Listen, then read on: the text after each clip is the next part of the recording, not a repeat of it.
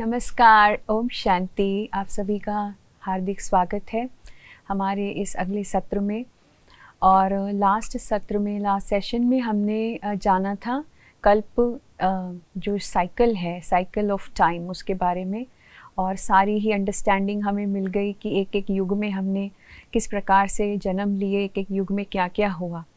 लेकिन जैसे बहुत लोगों के क्वेश्चंस आ रहे थे, कर्मों के आधार पर किस प्रकार से जन्म हमें मिलते हैं, कर्म किस प्रकार से मनुष्य करता है, और वो अंडरस्टैंडिंग हमें कैसे मिलती है कि हमें कौन सा कर्म अच्छा है, कौन सा कर्म बुरा है, कौन सा कर्म के अनुसार हमें क्या प्रारब्ध प्राप्त होगी। तो ऐसे बहुत सारे क्वेश्चंस हैं जिनके जवाब जानने हमें ज़रूरी थे।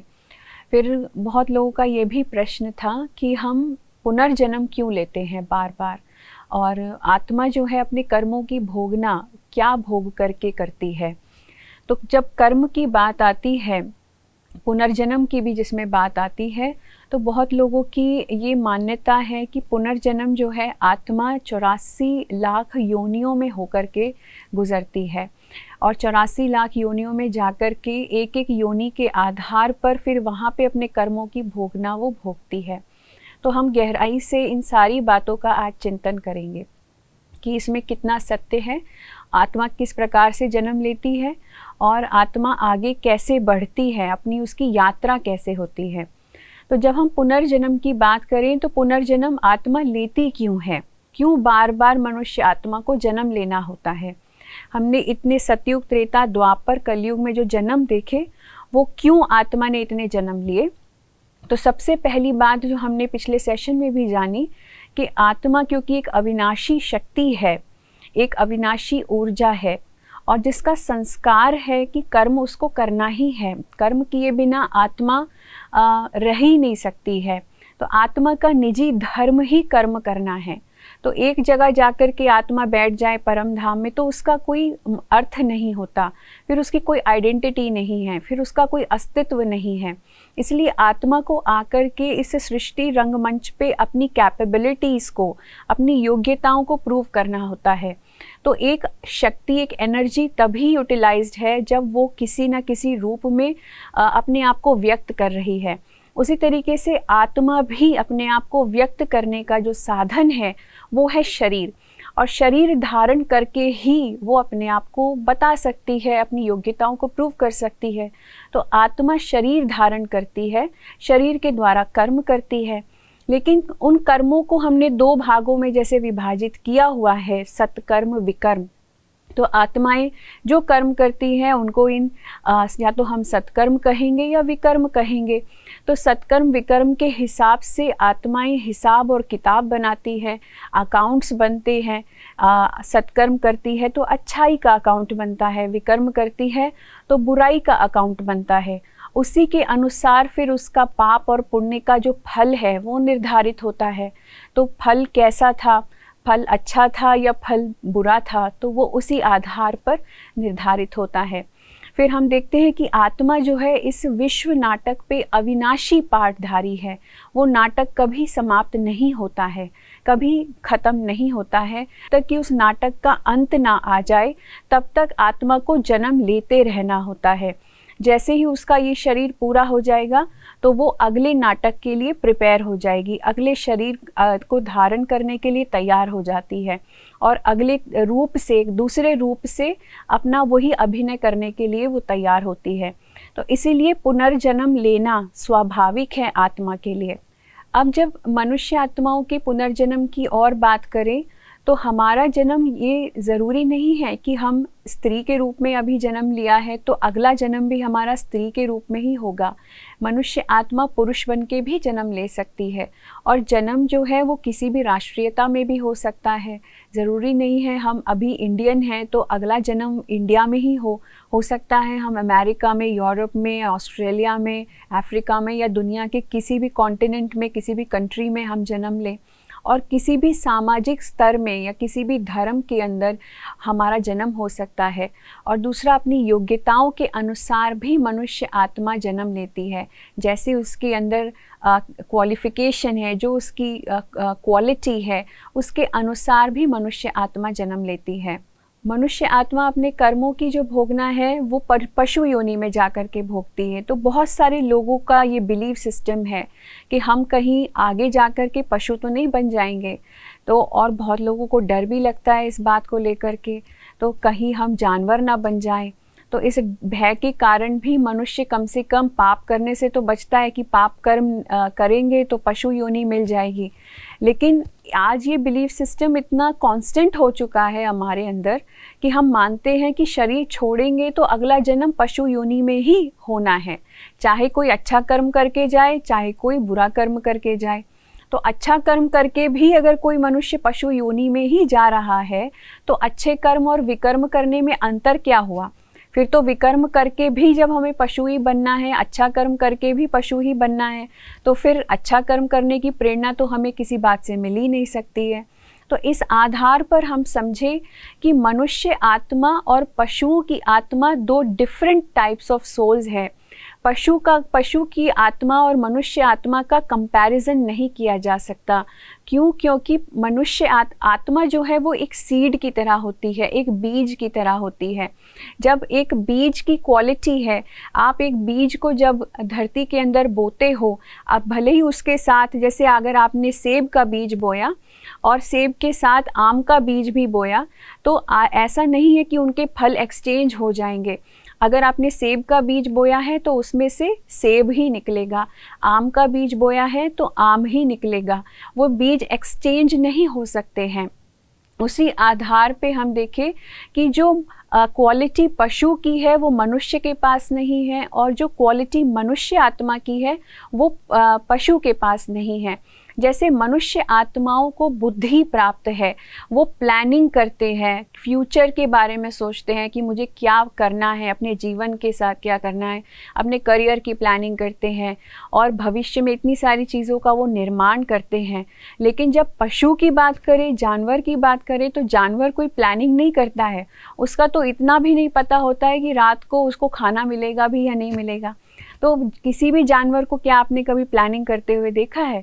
उसी तरीके से हम देखें कि जानवरों के अंदर जैसे कोई नेचुरल कैलेमिटीज़ होती हैं तो पूर्वाभास उनको हो जाता है कि जैसे कि कुछ होने वाला है। तो ये क्वालिटी इंसानों के अंदर, मनुष्य आत्माओं के अंदर नहीं पाई जाती। तो दोनों ही आत्माएं डिफरेंट सोल्स हैं। तो आज हमें ये जानना है कि कोई भी मनुष्य आत्मा कभी भी पशु योनि में जाकर के अपने कर्मों की भोगना नहीं भोगती है। इसके बहुत सारे उदाहरण हमारे जीवन में हमें देखने को मिलते हैं। पशुओं की योनि अलग है, मनुष्य योनि अलग है। अगर मनुष्य आत्माएं अपनी भोगनाएं, कर्मों की भोगना पशु होकर के भोगे, जिसमें से भी एक बहुत बड़ी मान्यता ये है कि अगर आप हिंसक काम करोगे तो आपको हिंसक योनि प्राप्त होगी। जैसे कि अगर आपने किसी का खून किया, किसी को मार डाला, तो आपको हिंसक योनि अर्थात जैसे कि शेर बन के पैदा होना होगा। तो शेर योनि में अगर आप गए, मान लीजिए, तो शेर को कौन शिक्षा देगा कि भाई तुम्हें सुधरना है, तुम्हें अब ये अपना ये जो काम है, ये जो कर्तव्य है, ये जो कर्म है, इसे छोड़ देना है? क्या आपने कभी जानवरों की क्लासेस होते हुए देखी है? क्या कोई जाकर के जानवरों को सिखाता है या समझाता है या उनको ट्रेनिंग देता है कि पशु से मनुष्य कैसे बना जावे? तो हमने ऐसा तो कहीं नहीं देखा। क्योंकि अगर ऐसा है तो इंसान को सुधारने की बजाय हमें तो जानवरों को सुधारना चाहिए। क्योंकि जब इतनी सारी योनियां लेने के बाद हम मनुष्य बने हैं, और मनुष्य जीवन सबसे सर्वोच्च जीवन है, सबसे ऊंचा जीवन है, सबसे श्रेष्ठ मूल्यवान जीवन है, तो मनुष्य बनने के बाद अब तो मुझे किसी चीज़ की कोई चिंता नहीं होनी चाहिए। अब तो मैं मनुष्य बन गया हूँ। लेकिन मनुष्य को ही सुधारने के लिए कहा जाता है, सुधरने के लिए कहा जाता है, और मनुष्य को ही ट्रेनिंग दी जाती है, मनुष्य को ही जेल में बंद किया जाता है, मनुष्य को ही शिक्षा दी जाती है।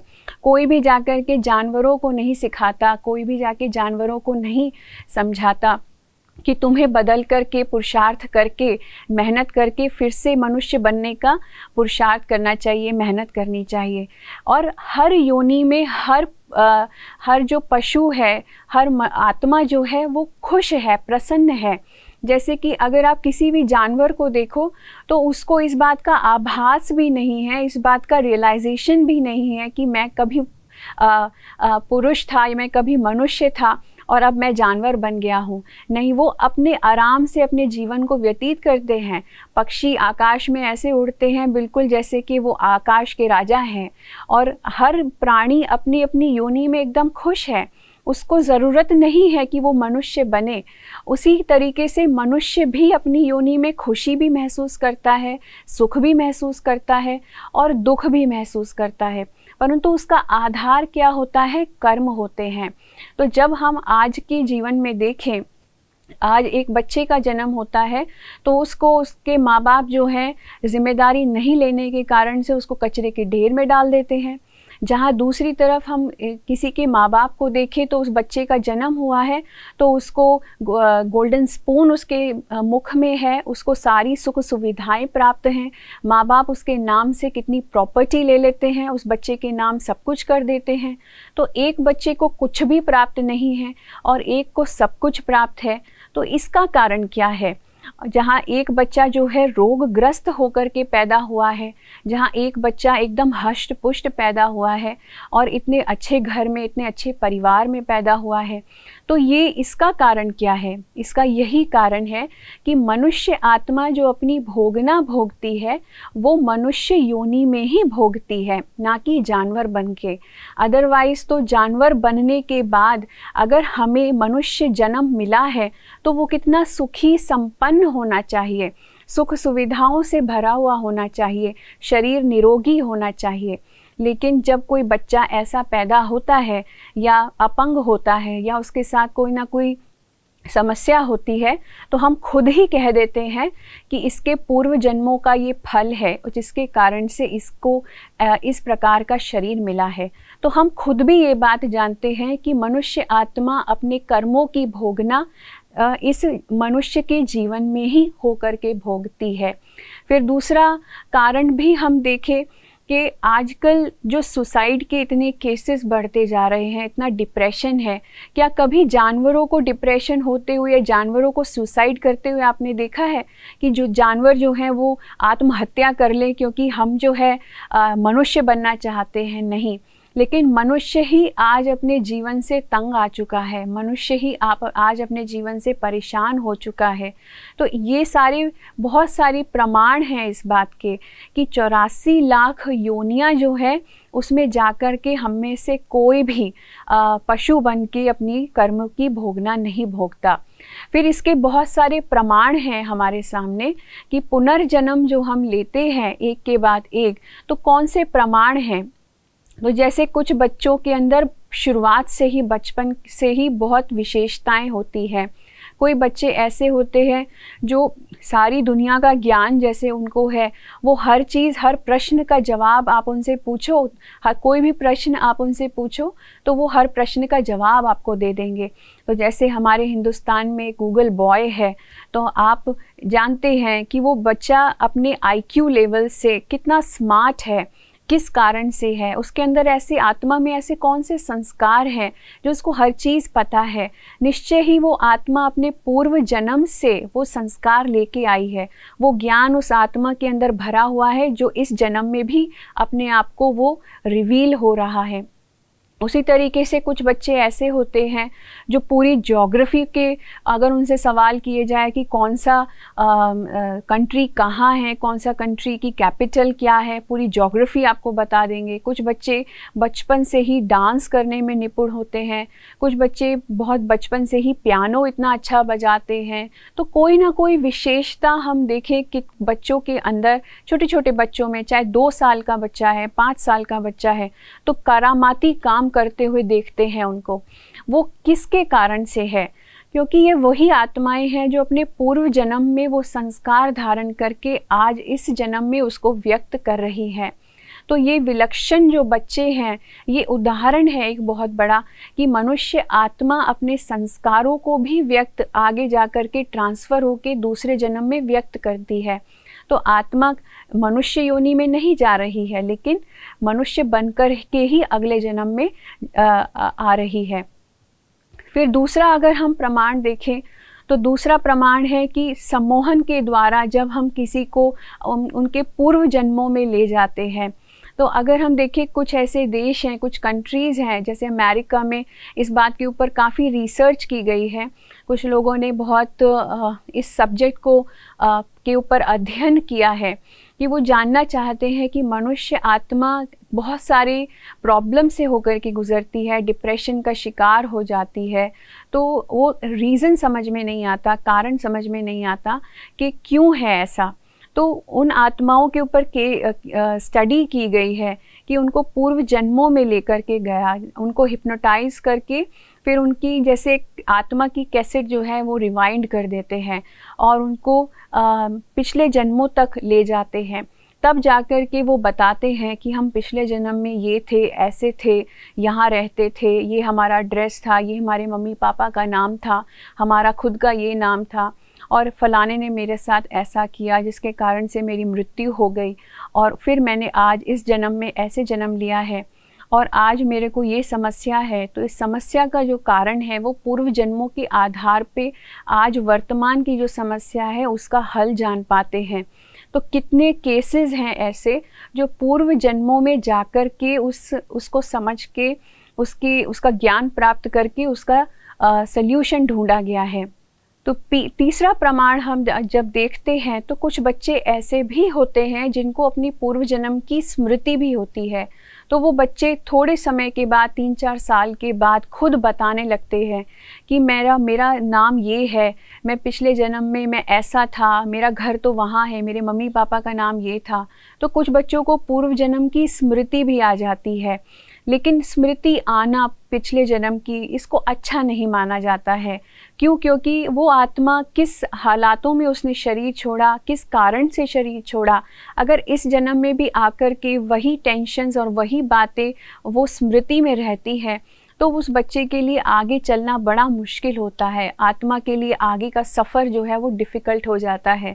इसीलिए हमारे अंदर जो भूलने का संस्कार है, आत्मा के अंदर ये संस्कार बहुत अच्छा है कि वो अपने पिछले जन्म की सारी बातें भूल जाती है, जिसके कारण से उसको याद नहीं रहता है कि मैं पिछले जन्म में क्या था, किस कारण से मैंने शरीर छोड़ा।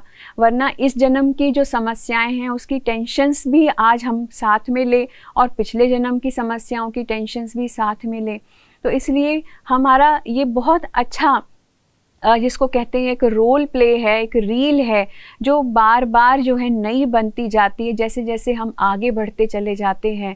तो पूर्व जन्म की स्मृतियाँ भी इस बात का प्रमाण है कि मनुष्य आत्माएं जो हैं वो मनुष्य बनकर के ही जन्म लेते हैं, ना कि 84 लाख योनियों में भटक करके जन्म लेते हैं।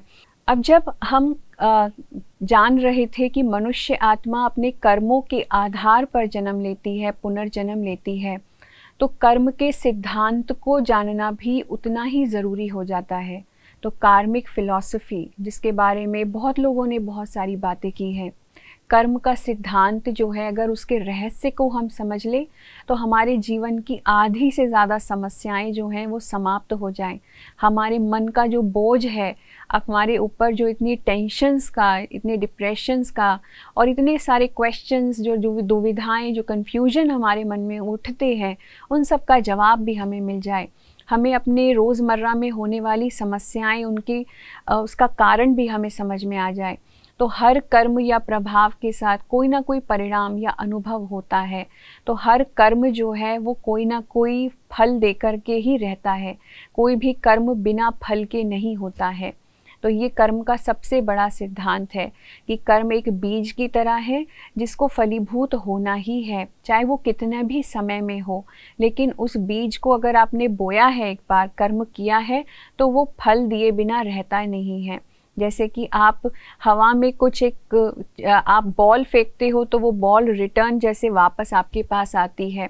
उसी तरीके से जैसे तालाब में आप एक पत्थर मारते हो तो पत्थर जब मारते हो तो उसकी लहरें बनती हैं। लहरें बन कर के अनेक टारगेट्स को जाकर के वो टकराती है और टकरा कर के वापस वो आपकी तरफ आती है लहर। तो इसी तरीके से कर्म भी एक ऐसा ही सिद्धांत है कि आपने जो किया उसका फल आपको परिणाम के रूप में प्राप्त होता है। अब हम कर्म के बारे में जैसे जान रहे थे, तो ये भी जानना अति आवश्यक है कि सतयुग, त्रेता, द्वापर, कलयुग, इसमें कर्मों का विभाजन हम किस आधार पे करेंगे। तो क्या देवी देवता भी सत्कर्म या विकर्म करते हैं, या देवी देवता कुछ अलग प्रकार का कर्म करते हैं। जैसे हमने जाना कि द्वापर युग से हमने दो तरीके के चीज़ें शुरू हो गई, दो अकाउंट शुरू हो गए, एक सत्कर्म का अकाउंट, एक विकर्म का अकाउंट शुरू हो गया। तो अब तक फिर कौन सा अकाउंट था, सतयुग और त्रेता युग में कौन से अकाउंट्स थे, क्या अकाउंट्स बन रहे थे या कुछ डिफरेंट था। तो कर्म को अगर हम विभाजित करें तो 3 भाग में कर्मों का विभाजन किया जा सकता है। पहला है सत्कर्म, सुकर्म, दूसरा है विकर्म और तीसरा है अकर्म। तो इन तीनों को अगर हम गहराई से जानें, सुकर्म क्या होता है। सुकर्म अर्थात सुकर्म को भी 2 भागों में हम बांट सकते हैं। एक होता है पुण्य कर्म और एक होता है श्रेष्ठ कर्म। तो जो पुण्य कर्म होता है वो है किसी को सुख देना, किसी को शांति की भासना कराना। दुनिया में जैसे लोग दान पुण्य करते हैं तो वो पुण्य कर्म माना जाता है। लेकिन जो श्रेष्ठ कर्म होता है वो केवल परमात्म स्मृति में किया जा सकता है। अपने आप को जब हम आत्म स्मृति में टिका करके, इस शरीर के भान से नहीं लेकिन आत्मा के स्वमान में रह करके, खुद के स्वमान में आत्म अभिमानी स्थिति में रह करके जो भी कर्म हम करते हैं, परमात्मा की स्मृति में रह करके हम जो भी कर्म करते हैं, तो वो सत्कर्म अर्थात श्रेष्ठ कर्म की श्रेणी में आता है। ये वही कर्म है जिसकी प्रारब्ध सबसे ज़्यादा ऊंची है, सबसे ज़्यादा बड़ी है। और लेकिन अगर हम पुण्य कर्म की बात करें तो पुण्य कर्म की प्रारब्ध जो है वो इतनी बड़ी नहीं होती है। जैसे अगर आप दान पुण्य कर देते हैं, आपने किसी के लिए हॉस्पिटल बनाया या किसी को आपने पैसे की मदद की उसका इलाज कराने में, तो निश्चय ही अगले जन्म में आपको अच्छी शरीर मिल जाएगा, निरोगी काया मिल जाएगी। लेकिन ये ज़रूरी नहीं है कि हर जन्म के लिए आपको निरोगी काया मिलती रहेगी।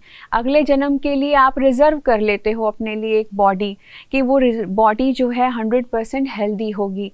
उसी तरीके से कुछ लोग जो है एजुकेशन देने का काम करते हैं, शिक्षा देने का काम करते हैं, तो वो स्कूल्स बनवा देते हैं, कॉलेजेस बनवा देते हैं, ताकि उसमें बच्चे जो हैं आकर के अच्छी शिक्षा ले सकें। तो वो अगले जन्म में जाकर के खुद बहुत एजुकेटेड हो के निकलते हैं। वो एक ऐसे घर में जन्म लेते हैं जहाँ एजुकेशन की बहुत वैल्यू है, शिक्षा की बहुत वैल्यू है, और वो बहुत अच्छे तीव्र बुद्धि होकर के बहुत सारी शिक्षा ग्रहण करते हैं। फिर कुछ लोग ऐसे होते हैं जो किसी के लिए धर्माऊ खोल देते हैं, धर्मशालाएं बनाते हैं।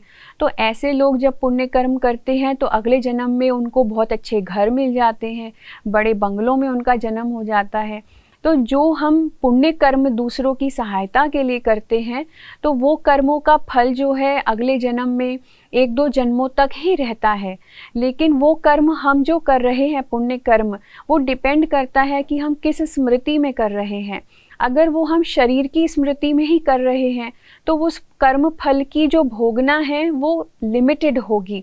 लेकिन अगर हम कोई कर्म पर आत्म स्मृति में रह के कर रहे हैं, अपने आप को आत्मा समझ के कर रहे हैं, परमात्मा की याद में कर रहे हैं, अपनी ओरिजिनलिटी में रह कर के हम वो कर्म करते हैं, तो वो श्रेष्ठ कर्म बनता है। और उसकी प्रारब्ध इतनी बड़ी है कि आप उसको इमेजिन नहीं कर सकते। तो वो श्रेष्ठ कर्म हम कब करते हैं, वो समय सिर्फ संगम युग पर ही आता है। तो जैसे जो श्रेष्ठ कर्म है उसकी प्रारब्ध क्या है वो हम जानेंगे अपने नेक्स्ट सेशन में, कल के सेशन में, जब हम देखेंगे कि परमात्मा आकर के श्रेष्ठ कर्म हमसे करवाते हैं तो वो बदले में उसके हमें क्या देते हैं। तो उसकी प्रारब्ध बहुत बड़ी है, वो श्रेष्ठ कर्म कहलाता है। फिर जब विकर्म की बात आती है तो विकर्म वो कर्म है जो मनुष्य आत्मा अपने आप को भूल करके, अपने आप को शरीर समझ करके और 5 विकारों के अंदर अपने आप को लिप्त कर करके जो भी कर्म करती है वो सब विकर्म की श्रेणी में आता है। तो देह भान में आकर के जो हमने कर्म किए, काम, क्रोध, लोभ, मोह, अहंकार, तो इन विकारों में अपने आप को लिप्त करके जो भी हमने कर्म किए वो सब विकर्मों के खाते में आते हैं। तो ये कर्म बनने शुरू होते हैं द्वापर युग से, क्योंकि द्वापर युग में आत्माएं अपने आप को आत्म भान से देह भान में परिवर्तित कर देती है। आत्माओं के अंदर धीरे धीरे शरीर की स्मृति ज़्यादा बढ़ने लगती है और शरीर के भान में आकर के एक पुण्य का, एक पाप का खेल शुरू हो जाता है। तो जब हम पाप कर्म करते हैं तो उसके अकाउंट्स क्रिएट हो जाते हैं। तो यही विकर्मों का अकाउंट है जो बार बार सेटल होने के लिए हम अनेकों जन्म लेते हैं। फिर बात आती है अकर्म की। तो अकर्म क्या होता है कि जब सतयुग और त्रेता में हम थे तो सतयुग त्रेता में भी देवी देवताओं ने कर्म किए, परंतु वो कर्म कौन से थे? वो कर्म थे भोगने के नहीं, लेकिन अपने उस फल को खाने के कर्म थे। जो हमने श्रेष्ठ कर्म करने के बाद जो फल हमें प्राप्त होता है तो वो उस फल को खाना अर्थात अकर्म करना। जैसे आपने 1 महीने नौकरी की, जॉब की, तो उसके परिणाम स्वरूप आपके अकाउंट में आपकी सैलरी आ जाती है। अब उस सैलरी को निकाल करके आप घर का सामान लेके आते हो, उस सैलरी को खर्च करते हो, भोजन खाते हो और उससे चीज़ें लेते हो जो आपके लिए ज़रूरी है। तो वो ना तो सत्कर्म माना जाएगा, ना श्रेष्ठ कर्म माना जाएगा, ना विकर्म माना जाएगा, उसको हम अकर्म कहेंगे। तो इसीलिए ये कर्म भी अति आवश्यक हैं। तो जो आवश्यक ज़रूरी कर्म हैं, जो शरीर निर्वाहार्थ हम सभी को करने होते हैं, वो अकर्म की कैटेगरी में आते हैं, परंतु इसका कोई अकाउंट क्रिएट नहीं होता है। अकाउंट सिर्फ सत्कर्म का और विकर्म का क्रिएट होता है। तो कर्म के कुछ नियम हैं और एक एक करके उस नियम को जान ले, समझ ले तो लाइफ कितनी ईजी हो जाए। हम अपनी लाइफ को उसी अकॉर्डिंग चलाएंगे। तो जैसे सबसे पहला नियम है कर्म का कि मेरे हर कर्म का लेखा जोखा है।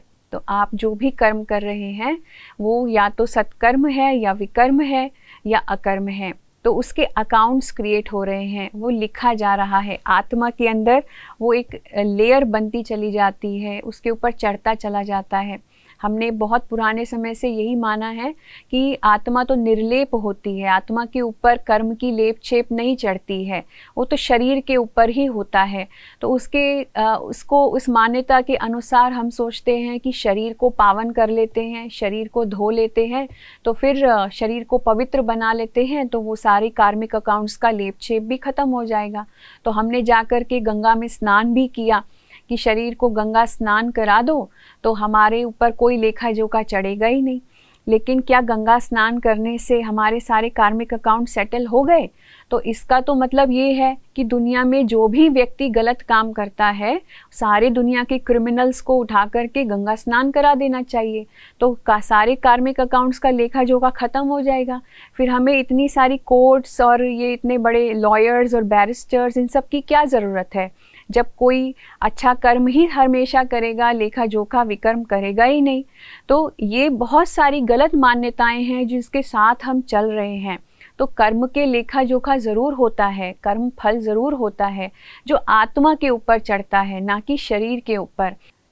जैसे अब दूसरा नियम जो है वो ये है, मेरा भूतकाल मेरे वर्तमान को प्रभावित करता है। बिल्कुल करता है। इसका उदाहरण एक छोटी सी आपको एक कहानी सुनाते हैं। एक बार दो दोस्त जो हैं कहीं जा रहे थे रास्ते में, और जाते जाते उनके सामने एक पर्स होता है। उस पर्स में वो पर्स को उठाते हैं तो देखते हैं कि पर्स में 1000 रुपया है। तो उनमें से जो एक व्यक्ति होता है वो कहता है, वाह भाई, आज तो हमें इनाम मिल गया, देखो 1000 रुपया मिल गया। तो दूसरा कहता है, नहीं नहीं, पता नहीं ये किसका पर्स होगा, हमें जो जिसका होगा उसको हो सकता है उसकी आमदनी इतनी हो 1000 रुपये, तो हमें ये पुलिस के हवाले कर देना चाहिए, तो वो उस व्यक्ति तक पहुंच जाएगा, हमें हमारा कोई अधिकार नहीं है इस 1000 रुपये पे, तो आप इसको वापस कर दें। तो वो कहता है, नहीं नहीं, ये मेरे नसीब का है।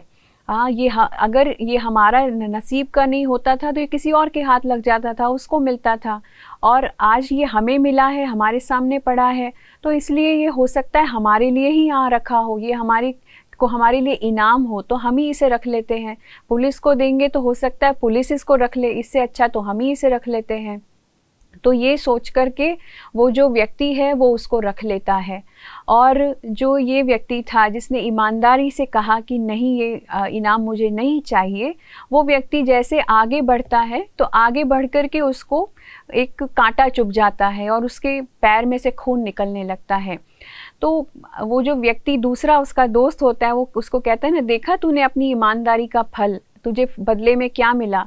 दुनिया में ईमानदारी का फल यही होता है कि ईमानदार लोगों की कोई पूछ नहीं होती, उन्हें सहन ही करना पड़ता है। तो इस तरीके से जब आज भी तो हम कितना कुछ सोचते हैं, कितना यही देखते हैं कि कितने लोग हैं कि वो मानते हैं कि दुनिया में लोग बुरा काम करके भी इतने ऐशो आराम से जी रहे हैं, उनके जीवन में कोई दुखी नहीं है, वो तो उड़ा रहे हैं पैसे को, और भले ही कितना गलत काम कर रहे हैं, भगवान उनको तो देखता ही नहीं है, भगवान उनकी लाइफ में कुछ करता ही नहीं है, उनको सज़ा देते ही नहीं है। लेकिन जो भला आदमी है, जो अच्छा काम कर रहा है, ईमानदारी से जी रहा है, 2 वक्त की रोटी कमाता है, 2 वक्त की रोटी के लिए मेहनत करता है, उसको खाता है, लेकिन उसी के जीवन में सारी समस्याएं लगी हुई है। तो ये ऐसा क्यों होता है, ये सवाल बहुत लोगों का उठता है। तो ये जो सारा सीन था 2 दोस्तों का, ये ऊपर नारद जी गुजर रहे थे, तो उन्होंने ये सब कुछ देखा। तब उन्होंने सोचा कि ये क्या हो रहा है मनुष्य लोक में, यहाँ तो उल्टा हो रहा है। जो अच्छा व्यक्ति है उसको सज़ा मिल रही है, जो बुरा व्यक्ति है उसको इनाम मिल रहा है। तो कहीं चित्रगुप्त जी कुछ गड़बड़ तो नहीं कर रहे हैं कार्मिक अकाउंट्स की बुक में। तो वो जाता है भगवान के पास और कंप्लेन करता है कि चित्रगुप्त जी कुछ अकाउंट्स की बुक में हेर फेर कर रहे हैं, वो चेंज कर रहे हैं उसको। तो भगवान कहते हैं बुलाओ चित्रगुप्त जी को, ऐसा तो नहीं हो सकता, वो ये गड़बड़ नहीं कर सकते। तो जब चित्रगुप्त जी आते हैं और अपनी अकाउंट्स की बुक चेक करते हैं, तो वो बताते हैं उन दोनों के कार्मिक अकाउंट्स का हिसाब किताब। तो वो कहते हैं कि ये जो व्यक्ति था जिसको वो इनाम लिया, जिसने वो 1000 रुपये लिए, जिसने बेईमानी की, असलियत में ये व्यक्ति पहले बहुत ईमानदार था और बहुत ईमानदार उसने काम किए, ईमानदारी से लोगों की मदद की, अपने काम में निष्ठा से उसने हर कर्तव्य को निभाया और हर चीज़ का बहुत ध्यान रखा, पुण्य कर्म भी बहुत किए। तो ये इसकी ईमानदारी का फल इसको बहुत ज़्यादा मिलने वाला था। लेकिन एक छोटी सी परीक्षा इसकी ली गई कि क्या ये आज भी ईमानदार है, क्या ये आज भी वैसी ही धारणा और वैसे ही संस्कारों वाला व्यक्ति है। तो उसकी चेकिंग के लिए ही वो एक पर्स रखा गया था उसके सामने। तो जब वो सीन उसके सामने आया, वो परीक्षा उसके सामने आई, तो उसने उस पर्स को उस छोटे से अपने एक छोटी सी गलती के कारण से अपने उसकी सारी जो पुरानी चीज़ें थी वो छूट गई। और यहाँ जब उसने छोटी सी बेईमानी दिखा दी अपने संस्कारों में, तो सिर्फ वो सारा पुण्य जो उसको मिलने वाला था वो घट करके सिर्फ 1000 रुपया ही उसको मिला। तो उस सारे पुण्य को उसने ख़त्म कर दिया सिर्फ एक छोटी सी गलती, एक छोटी सी बेईमानी के कारण से। तो ये जो इनाम था ये असलियत में घट कर के उसको मिला है। मिलना तो बहुत कुछ था, लेकिन जो मिलना था उसका बहुत छोटा रूप में उसको प्राप्ति हुई।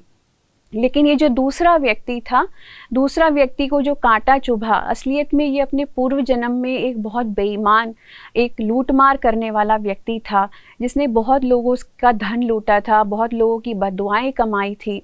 तो ऐसा व्यक्ति आज उसके सामने भी आकर के जब एक छोटी सी परीक्षा उसकी भी ली गई, तो वहाँ उसने ईमानदारी दिखाई, वहाँ उसने अपने अच्छे संस्कार का प्रदर्शन किया, एक श्रेष्ठ कर्म का बीज बोया।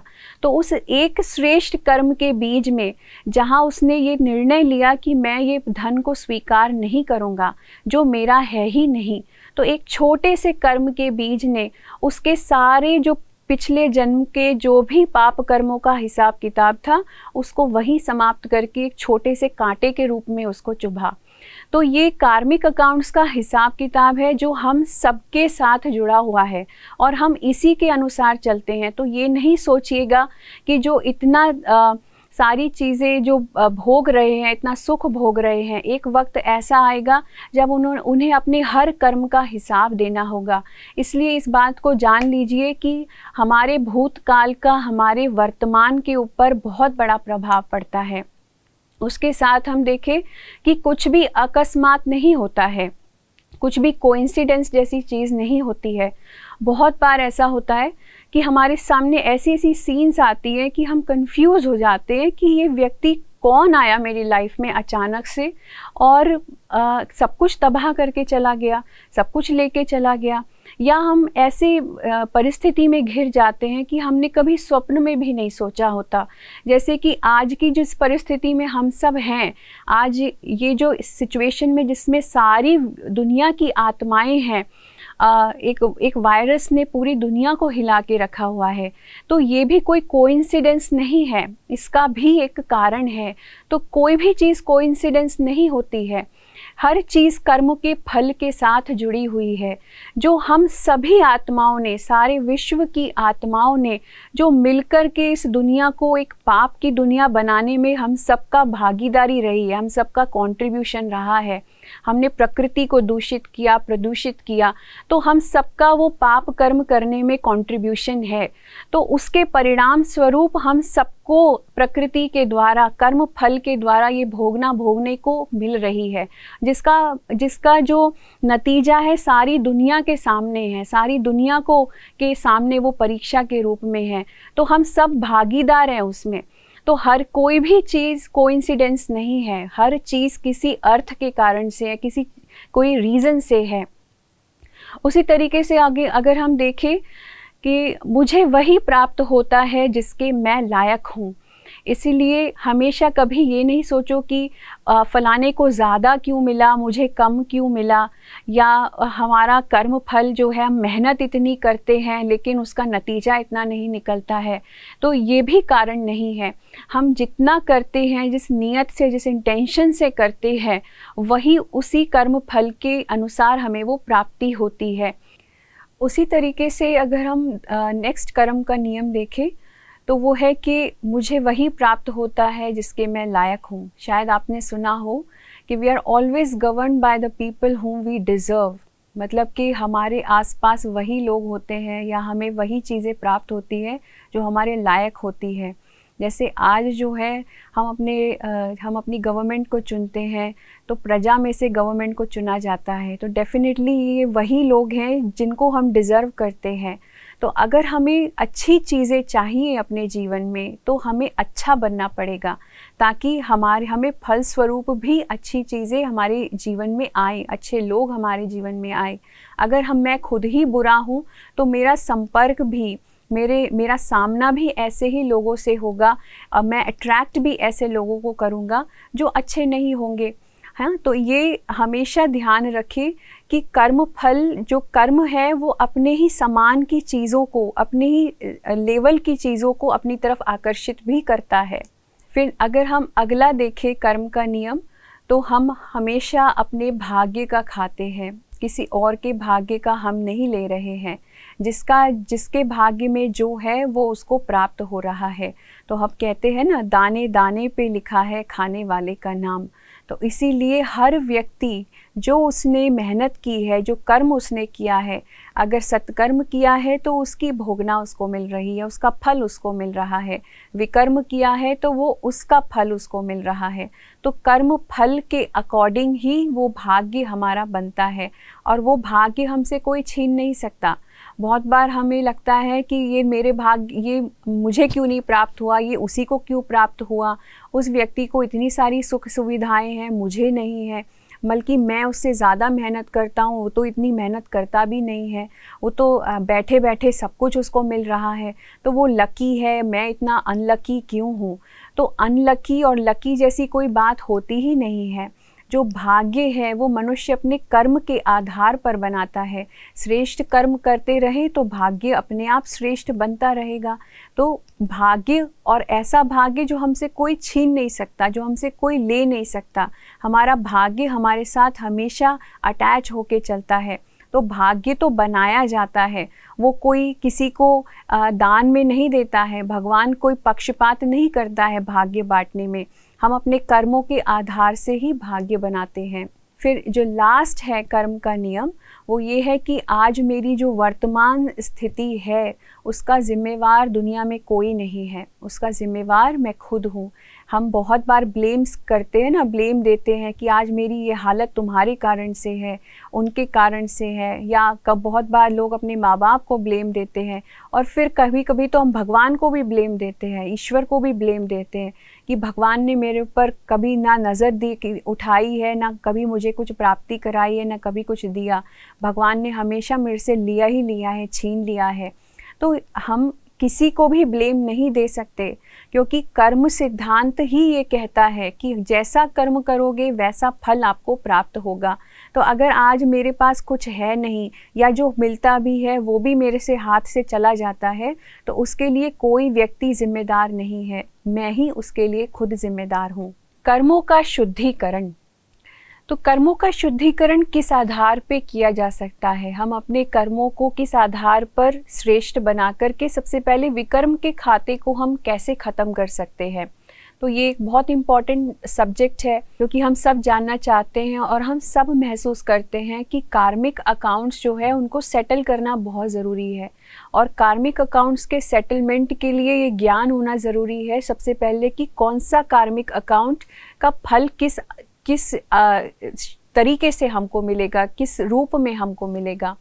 तो इसीलिए आजकल हमें हर चीज़ को, हर कर्म को, उसकी गुह्यता को, उसकी गहराई में जाकर के हमें समझना है कि ये कर्म हमें आखिर जाकर के क्या फल दे सकता है।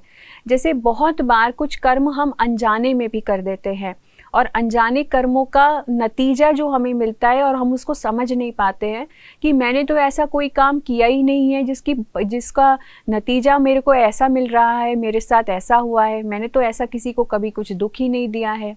तो इसका भी एक उदाहरण के रूप में हम देखते हैं, जैसे कि बहुत बार आप किसी गरीब के ऊपर तरस खा करके आप उसको अपनी गाड़ी से 10 रुपया आपने उसको दे दिया, किसी बच्चे पे, गरीब बच्चे पे तरस खा के आपने उसको पैसे दे दिए। अब आपको नहीं पता कि उस पैसे का क्या होने वाला है, आपने तो शुभ भावना से वो पैसा उसको दिया था, लेकिन वो पैसा ले जा कर के वो बच्चा अपने पिताजी को दे देता है। उसका पिताजी जो है बाज़ार में जा कर के उसकी शराब खरीद लेता है, शराब पी कर के वो अपने घर में जा कर के अपनी बीवी बच्चों को मारता है। तो क्या आप उसमें भागीदार नहीं बने कि क्योंकि पैसे तो आपने दिए थे, तो आगे जा कर के उस व्यक्ति ने वो कर्म किया और कर्म करके 2 आत्माओं को दुख दिया, तो आप भी तो भागीदार बने ना उसमें। तो हम ना जाने अनजाने ऐसे कितने कर्मों के साथ जुड़ जाते हैं। उसमें ही एक कर्म होता है मांसाहार का सेवन।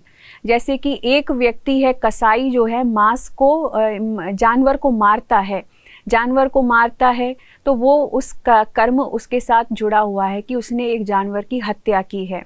फिर एक व्यक्ति है जो उस मांस को ले जाकर के बाज़ार में रखता है, तो वो उस कर्म के साथ जुड़ जाता है। फिर एक व्यक्ति है जो उसको बेचने का काम करता है, फिर वो भी भागीदार बन जाता है उसके इस चीज़ के, इसी श्रेणी में वो भी एक भागीदार है। फिर उसके बाद हम देखते हैं कि जो व्यक्ति उस मांस को खरीदता है वो भी उस कर्म के साथ भागीदार बन जाता है। फिर एक व्यक्ति है जो घर में ले जाकर के घर में उस मांस को पकाता है, तो वो भी उस कर्म के साथ जुड़ जाता है। और फिर वो लोग हैं जो उस मांस को बैठ कर के खाते हैं, तो वो भी उस कर्म के साथ जुड़ जाते हैं। तो आप देखिए एक ही सीरीज़ में एक ही कर्म के साथ कितने सारे लोग जाने अनजाने उसके विकर्म के साथ जुड़ गए हैं। और जब एक साथ बहुत सारे लोग जुड़े हुए होते हैं, भागीदार होते हैं एक ही विकर्म को करने में, तो हम देखते हैं फिर वो भोगना भी एक साथ उनकी होती है, वो एक साथ उस फल को प्राप्त करते हैं। जैसे कि बहुत बार हम समझ नहीं पाते हैं, जैसे कोई बस जो है जाते जाते खाई में गिर जाती है, तो उसमें जितने भी पैसेंजर्स होते हैं वो मर जाते हैं। तो हम सोचते हैं इतने पैसेंजर्स थे, मान लो 50-60 लोग थे एक साथ, उनका आपस में कोई लेन देन नहीं, उनका आपस में कोई जानकारी नहीं, ना वो एक दूसरे को जानते थे। फिर वो एक साथ उनका क्या अकाउंट था साथ में, जो वो एक साथ उन्होंने सबने शरीर छोड़ दिया, तो एक साथ उन सभी के ऊपर कैसी आपदा आके गिरी। तो वो कहीं ना कहीं कैसे ना कैसे अनजाने में कर्म किए हुए वो लोग थे जो एक साथ बैठे थे उसी बस में, तो वो किसी कर्म से ज़रूर पिछले जन्मों में जुड़े हुए थे, जो वो एक साथ उन्होंने मिलकर के किया था, तो आज कार्मिक अकाउंट्स के अकॉर्डिंग वो सब एक साथ उस बस में बैठे थे और वो एक साथ वो बस जो है खाई में गिर गई। उसी तरीके से जैसे अभी रिसेंट में हमने देखा एक प्लेन क्रैश हुआ पाकिस्तान में, तो कितने सारे लोग जो है उस प्लेन में एक साथ मर गए। तो हम जो है ऐसे इवेंट्स से अनुमान लगा सकते हैं कि कर्म जो है वो किस आधार पे कहीं ना कहीं जाकर के हम अपने फल को दिखाए बिना अपने फल की भोगना किस प्रकार से आत्माओं को मिलती है। तो ऐसे भी अनजाने कर्म हम सब करते रहते हैं, पर इन कर्मों का शुद्धिकरण हम कैसे करें? तो वो दो विधियां हैं। जो पहली विधि है वो ये है कि मनुष्य आत्माएं सजाओं को भोग करके, वो सजाएं वो कैसे भी भोग सकती है। वो शरीर की वेदना है, शरीर के दुख हैं, सफरिंग है, तो शारीरिक बीमारियां हैं, तो एक तो इस तरीके से हो सकती है, या मेंटल डिप्रेशन है, या किसी भी तरीके की मानसिक समस्याएं हैं, तो वो भी एक वेदना है, वो भी एक तरीके के सजाएं भोगना है। फिर हमारी गृहस्थ जीवन में भी हमारे जो घर गृहस्थी है उसमें जिन लोगों के साथ हम जुड़े हुए हैं, फिर उनको कोई समस्याएं आ जाएं तो उन आत्माओं के साथ हमारा प्यार होता है, स्नेह होता है, तो वो आत्माएं दुखी होती है तो हम भी उनके साथ दुखी होते हैं। तो इस प्रकार से हमारा भी उन आत्माओं के साथ कुछ कार्मिक अकाउंट है, पिछले जन्मों का कार्मिक अकाउंट है कि जब वो आत्मा दुखी है तो आप भी दुखी हो साथ में। तो ज़रूर आप दोनों ने मिलकर के पिछले जन्म में कोई ना कोई गलत काम किया है, जिसकी वेदना आज आप दोनों को साथ में मिलकर के भोगनी पड़ रही है। तो इस आधार से भी मनुष्य आत्माएं सजाएं भोगती हैं। और ये है एक तरीका विकर्मों को सेटल करने का। फिर दूसरा जो तरीका है कर्म की भोगना को समाप्त करने का, विकर्मों को समाप्त करने का, वो है राजयोग के माध्यम से। तो राजयोग जो एक प्रक्रिया आपको सिखाई गई है, वो जैसे आत्मा जैसे ही परमात्मा के साथ कनेक्ट होती है तो परमात्मा की शक्ति से जो भी हमारे विकर्मों के खाते हैं वो धीरे धीरे करके कम होने शुरू हो जाते हैं, वो सेटल होने शुरू हो जाते हैं, और वो भी बिना किसी भोगना के सेटल होने शुरू हो जाते हैं। तो ये एक बहुत सहज रास्ता है अपने विकर्मों को समाप्त करने का, क्योंकि यही वो समय है। और इसमें भी जब इम्पोर्टेंस ऑफ टाइम आपने जाना, आज के जो समय का जो महत्व है वो जाना कि पूरे कल्प में, पूरे 5000 वर्ष के साइकिल के अंदर केवल अभी का ही वो समय है जब हम आत्माएं परमात्मा के साथ मिलकर के अपने सारे कार्मिक अकाउंट्स को सेटल कर सकते हैं। और भगवान आकर के हमको बहुत सहज रास्ता इस योग के माध्यम से बताते हैं कि जितना आत्मा परमात्मा को याद करे, जितना हम उस शक्ति को, परम शक्ति के साथ अपना कनेक्शन जोड़े, उतना आत्मा जो है शुद्ध, पवित्र, पावन बनती चली जाती है, प्यूरिफिकेशन होना शुरू हो जाता है। आत्मा जो है मुक्त होने लगती है अपनी सारे ही विकर्मों के कार्मिक अकाउंट से। फिर उसको शुभ कर्म करने की प्रेरणा और शक्ति भी यहीं से मिलती है। और जैसे ही आत्मा का कनेक्शन परमात्मा से बनता है, ये श्रेष्ठ ज्ञान हमको मिलता है, तो हम श्रेष्ठ जीवन बनाते हैं, श्रेष्ठ कर्म करते हैं, जिसकी प्रारब्ध के अनुसार सतयुग और त्रेता में हमारा जन्म होता है, जिसको हम और गहराई से वो किस तरीके से, किस आधार से आपने देखा है, जाना है, समझा है। तो दो तरीके से हमने देखा कर्मों का शुद्धिकरण, या तो सजाएं भोग के करो या राजयोग के माध्यम से करो।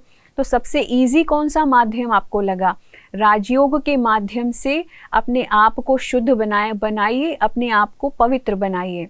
तो मेरा ही आज आपने जाना कि मेरे आज के वर्तमान से ही हम पता लगा सकते हैं कि आज मुझे जो प्राप्त है वो मेरे पास्ट के कार्मिक अकाउंट्स के कारण से है। तो चाहे वो अच्छा है या बुरा है, उसका कारण मैं खुद हूँ, मेरे पास्ट के कार्मिक अकाउंट्स हैं। लेकिन आज मेरे पास एक उम्मीद है, और अपने अच्छे शुभ कर्मों के द्वारा, जो अगर शुभ कर्मों का बीज अगर हम बोए, तो हम अगले फ्यूचर में, हमारे अपने भविष्य में, हम श्रेष्ठ कर्मों के उस फल को, है ना, खाने के लिए तैयार होंगे।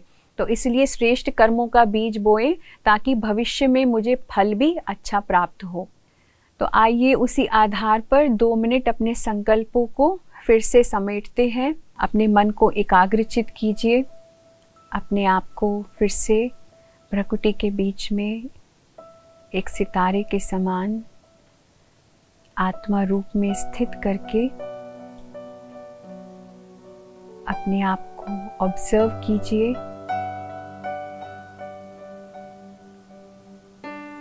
अपने आप को देखिए। मुझ आत्मा ने अनेकों कर्म किए हैं। भूतकाल में मैंने क्या किया है मैं नहीं जानता, परंतु आज मुझे ये ज्ञान प्राप्त हुआ है कि मेरा वर्तमान मेरे उन्हीं पास्ट के कार्मिक अकाउंट्स का रिजल्ट है।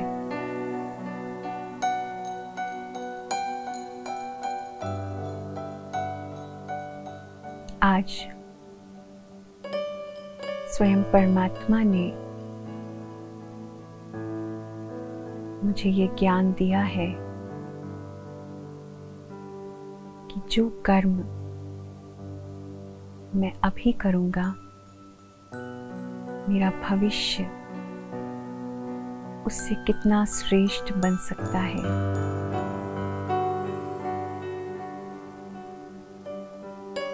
आज इस संगम युग पर मैं आत्मा परमात्मा स्मृति में अपने जीवन में हर कर्तव्य कर रही हूँ। अपना एक नया भविष्य बना रही हूँ, उज्जवल भविष्य बना रही हूँ। मैं वर्तमान में सारी ही चिंताओं को त्याग कर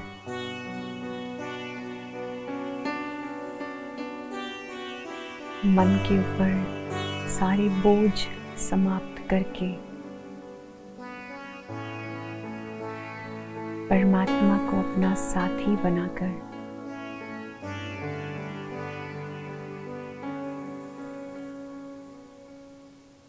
हर कर्म में उसको साथ लेकर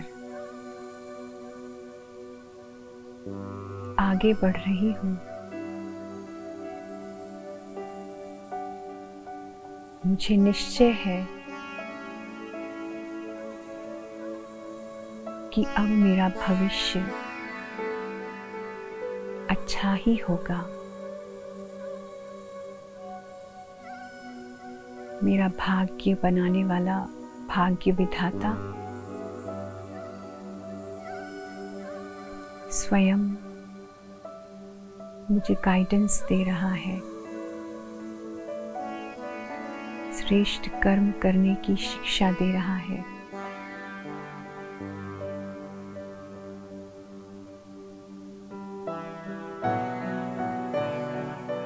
मैं आत्मा बहुत भाग्यशाली हूँ।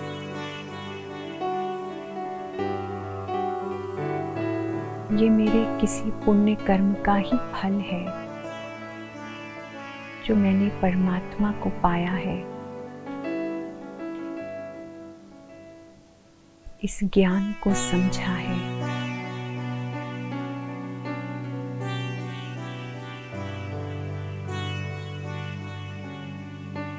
अब मैं जो भी कर्म करूंगी वो श्रेष्ठ ही होगा, महान ही होगा। ओम शांति। ओम शांति। तो ये अभ्यास आप अभी नित्य करते रहिए अपने जीवन में और सत्कर्म सदा करते रहिए और परमात्मा की स्मृति में हर कर्म को करिए। फिर हम अपने अगले सेशन में मिलेंगे। अगले सेशन में हम जानेंगे कल्प वृक्ष के बारे में और हम जानेंगे हिस्ट्री कि परमात्मा 1936 में आए तो उन्होंने कैसे ये कर्तव्य आगे किया और ब्रह्मा को किस प्रकार से निमित्त बनाया आगे कर्तव्य करने के लिए, और आज जो है हम किस स्थिति में हैं और अभी वर्तमान समय हमें क्या प्रेरणाएं परमात्मा से मिल रही हैं, तो वो सारी बातें हम अपने अगले सेशन में जानेंगे। ओम शांति।